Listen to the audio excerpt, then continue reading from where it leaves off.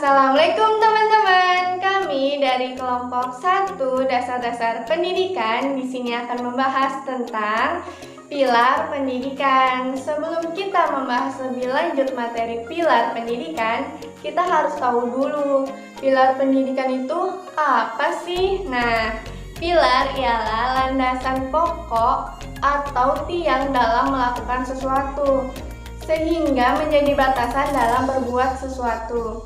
Sedangkan pendidikan menurut Undang-Undang Nomor 20 Tahun 2003 ialah usaha sadar dan terencana untuk mewujudkan suasana belajar dan proses pembelajaran agar peserta didik secara aktif mengembangkan potensi dirinya untuk memiliki kekuatan spiritual keagamaan, pengendalian diri, kepribadian, kecerdasan, akhlak mulia, serta keterampilan yang diperlukan dirinya, masyarakat, bangsa, dan bernegara.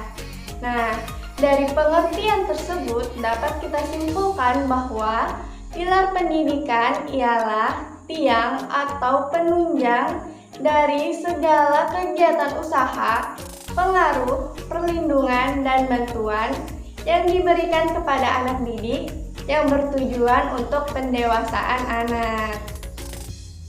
Ada 4 pilar pendidikan universal yang dirumuskan UNESCO, yaitu yang pertama, learn to know, yang artinya belajar untuk mengetahui.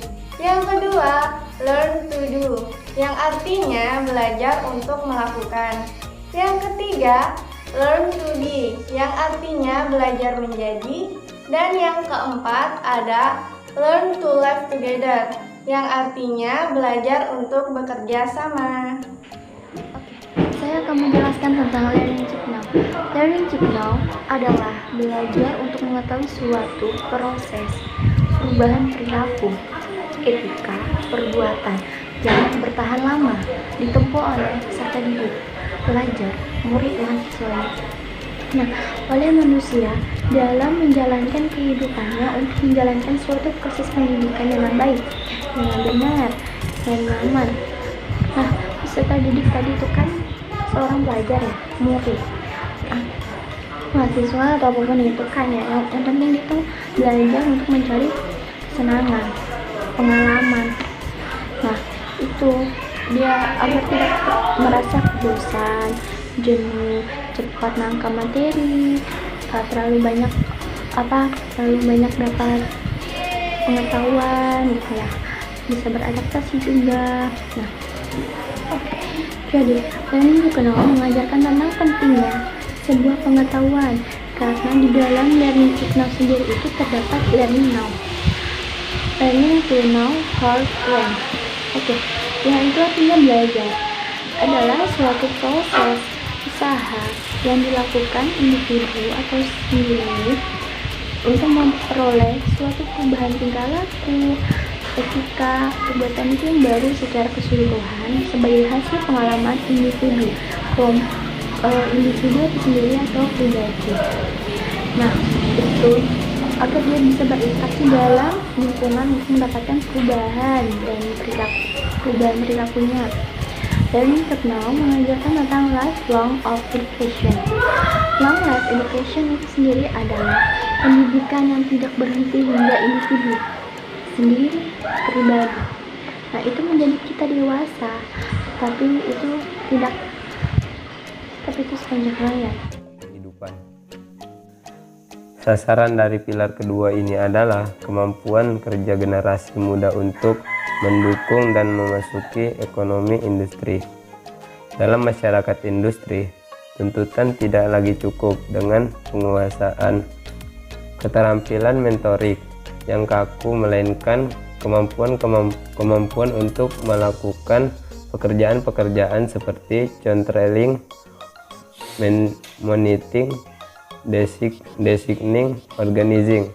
Peserta didik diajarkan untuk melakukan sesuatu dalam situasi konkret yang tidak hanya terbatas pada penguasaan keterampilan yang mekanis, melainkan juga terampil dalam berkomunikasi, bekerja sama, dengan orang lain, mengelola dan mengatasi suatu konflik. Melalui pilar kedua ini, dimungkinkan mampu mencetak generasi muda yang intelijen dalam bekerja dan mempunyai kemampuan untuk berinovasi. Learning to be artinya bahwa pentingnya mendidik dan melatih peserta didik agar menjadi pribadi yang mandiri dan dapat mewujudkan apa yang peserta didik impikan dan cita-citakan. Penguasaan pengetahuan atau keterampilan, soft skill and hard skill merupakan proses dalam menjadi diri sendiri, learning to be. Menjadi diri sendiri dapat diartikan sebagai proses perubahan dan kebutuhan jati diri. Belajar untuk berperilaku sesuai norma-norma dan kaidah yang berlaku di masyarakat. Belajar menjadi orang sukses sesungguhnya merupakan proses pencapaian aktualisasi diri. Learning to be sangat erat kaitannya dengan bakat, minat, perkembangan fisik, kejiwaan anak serta lingkungannya. Misal, bagi siswa yang aktif akan menemukan jati dirinya bila diberikan kesempatan cukup luas untuk berkreasi. Adapun sebaliknya, siswa yang pasif, peran serta guru sebagai fasilitator, bertugas sebagai penunjuk arah dan moderator bagi peserta didik. Hal ini sangat diperlukan untuk menumbuh kembangkan peserta didik secara utuh dan maksimal. Selain itu, pendidikan juga harus bermuara pada bagaimana peserta didik menjadi lebih manusiawi dan manusia yang berberi kemanusiaan. Pilar terakhir artinya menanamkan kesadaran kepada para peserta didik bahwa mereka adalah bagian dari kelompok masyarakat. Jadi, mereka harus mampu hidup bersama. Dengan makin beragamnya etnis di Indonesia, kita perlu menanamkan sikap untuk dapat hidup bersama. Pada pilar keempat ini, kebiasaan hidup bersama, saling menghargai, terbuka, memberi dan menerima perlu dikembangkan di sekolah. Dengan kemampuan yang dimiliki oleh peserta didik sebagai hasil dari proses pembelajaran, dapat dijadikan sebagai bekal untuk mampu berperan dalam lingkungan di mana individu tersebut berada dan sekaligus mampu menempatkan diri sesuai dengan perannya.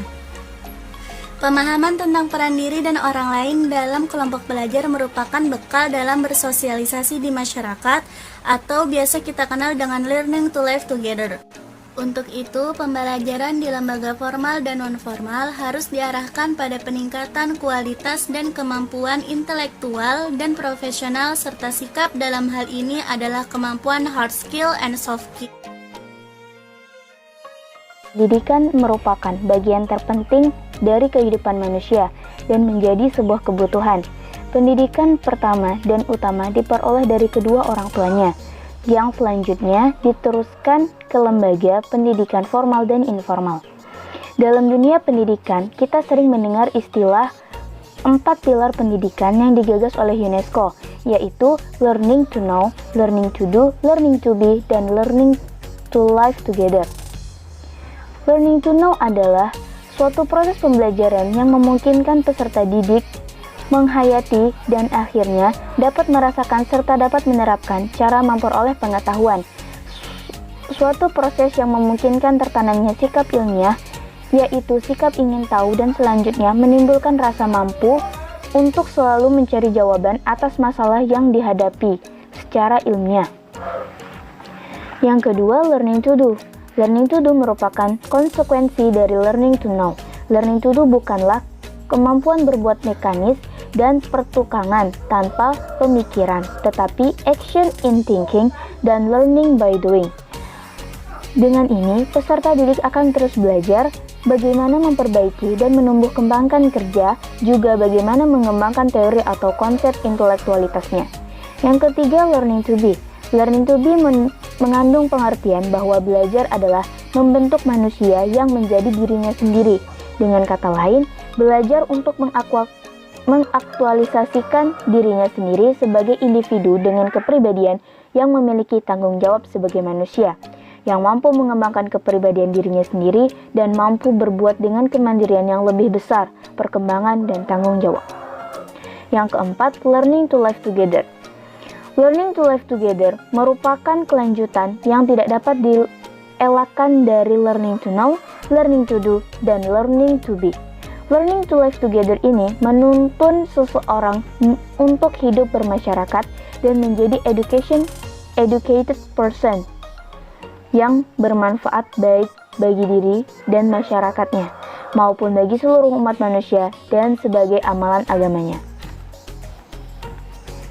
Dari keempat visi pendidikan tersebut akan diperoleh kata kunci berupa learning how to learn, yakni belajar bagaimana belajar, sehingga pendidikan tidak hanya berorientasi pada nilai akademik yang bersifat pemenuhan objek kognitif saja, melainkan juga berorientasi pada bagaimana seorang anak didik bisa belajar dari lingkungan, dari pengalaman, dan kehebatan dari orang lain, dari kekayaan dan luasnya hamparan alam, sehingga mereka bisa mengembangkan sikap-sikap kreatif dan daya berpikir imajinatif. Sekian materi yang dapat kami sampaikan. Mohon maaf atas kekurangan kami dalam menyampaikan materi.